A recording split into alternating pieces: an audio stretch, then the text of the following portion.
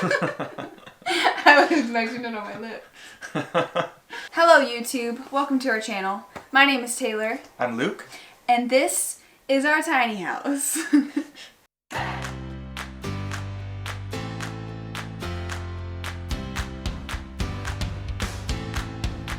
And it's just kind of funny because we've been living here for 3 years, like it's just so normal to us, but we finally get to share it with you, so it's exciting. So today we just wanted to share a little bit more about kind of our story, where we came from, what inspired us to build a tiny house, and also what the future looks like.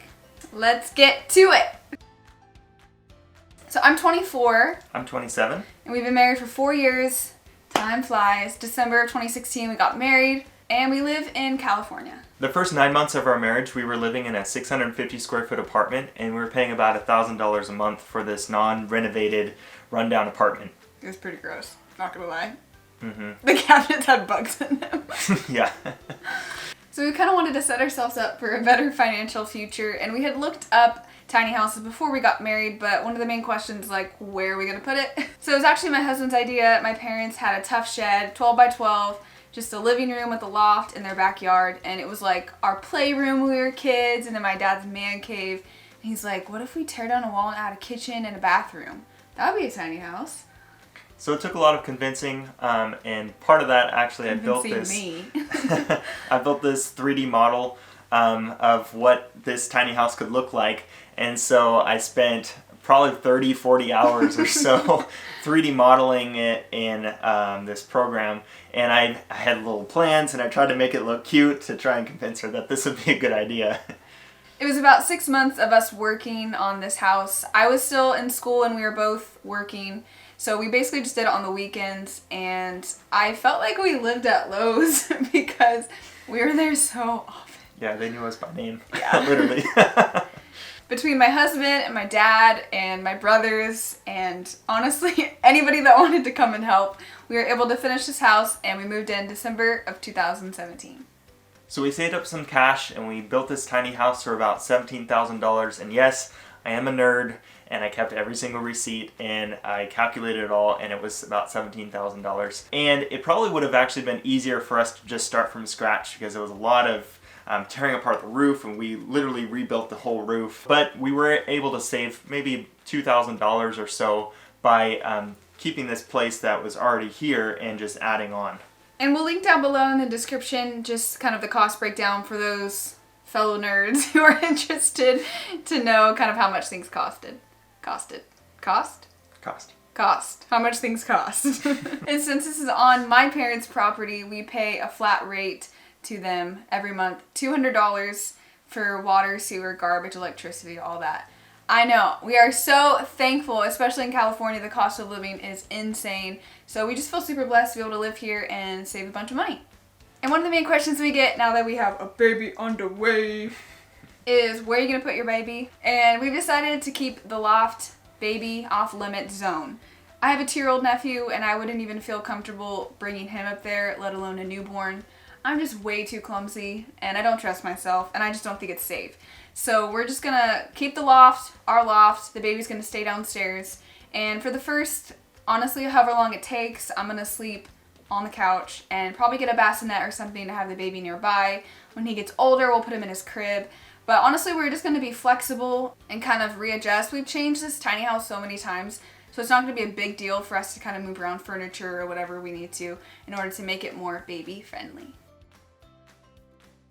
So one of the things in us raising a family and what we feel called to do is to just not live like every other American.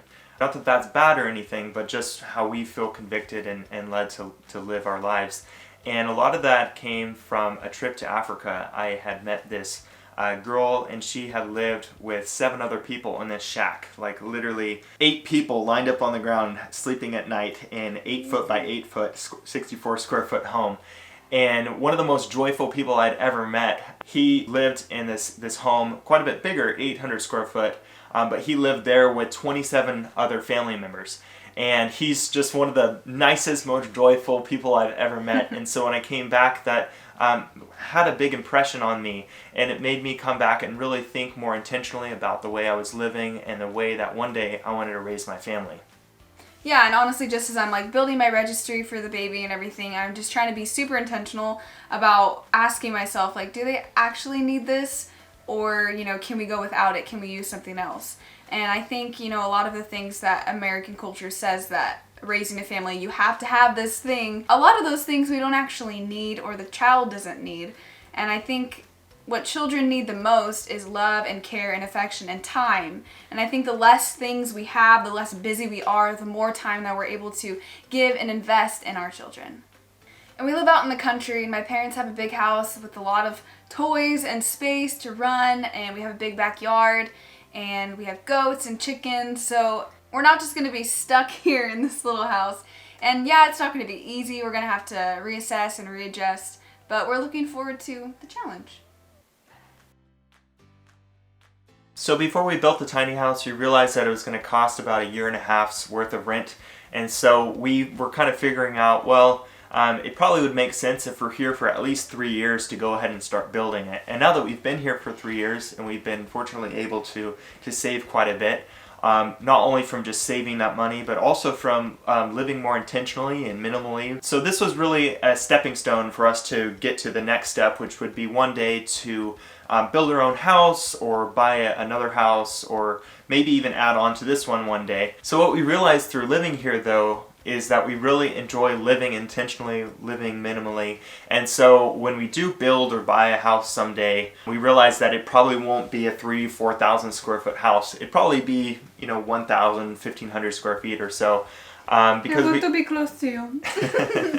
Because we just realized that we genuinely really do enjoy living more small and more intentionally.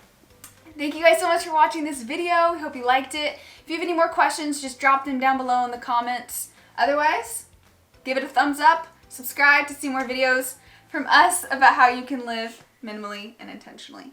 Peace. Yeah. Yeah.